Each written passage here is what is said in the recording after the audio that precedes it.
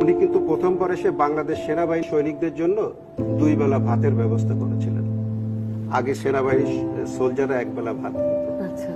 Second time যখন উনি ক্ষমতায় এসেছে 2 বেলা আমিষের ব্যবস্থা করেছে। সেনাবাহিনী কিন্তু আগে 1 বেলা আমিষ পেত। তো এটা সেনাবাহিনীর জন্য একটা আবেগের ব্যাপার।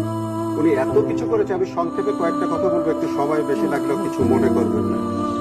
আমাদের একটা নতুন সেনানিবাস তৈরি করে দিয়েছেন সিলেটে 17 ডিভিশনের জন্য, 10 ডিভিশন রামুতে, 7 ডিভিশন লেবুখালীতে, 3টা ডিভিশন কম্পোজিট ব্রিগেড যমুনা নদীর পাড়ে 90 কম্পোজিট ব্রিগেড, পদ্মা নদীর পাড়ে 99 কম্পোজিট ব্রিগেড।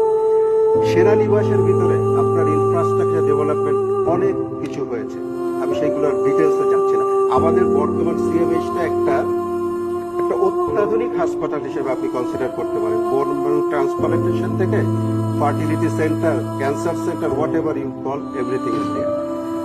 একটা হসপিটাল যদি সাধারণ মানুষের জন্য করেছে 500 শয্যা বিশিষ্ট আর কি Kurmitola general hospital, national defence college, military institute of science and technology, Bangladesh institute of peace support and operation training, আপনার BIRC Bangladesh international regimental centre, armed forces medical college, এ সমস্ত যুগান্তকারী যত প্রতিষ্ঠান আছে সবগুলো এই মাননীয় প্রধানমন্ত্রীর আমলেই হয়েছে।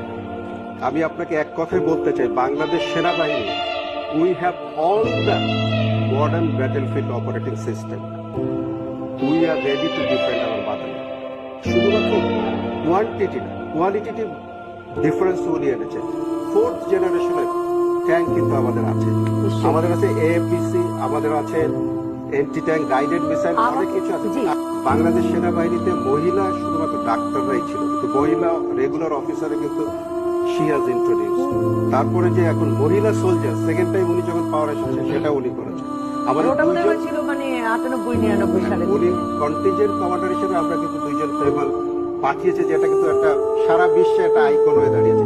ইউ ভেরি ওয়েল নো যে আমরা কিন্তু ভেরি রিসেন্টলি একজন মহিলা মেজর জেনারেল সেনাবাহিনীর পদোন্নতি পেয়েছে, হুইচ ইজ মানে সামথিং ভেরি রিমার্কেবল। স্কুলে ছাত্রছাত্রীরা মাননীয় প্রধানমন্ত্রীকে ধন্যবাদ দিচ্ছে বছরের শুরুতে বই দেওয়ার জন্য।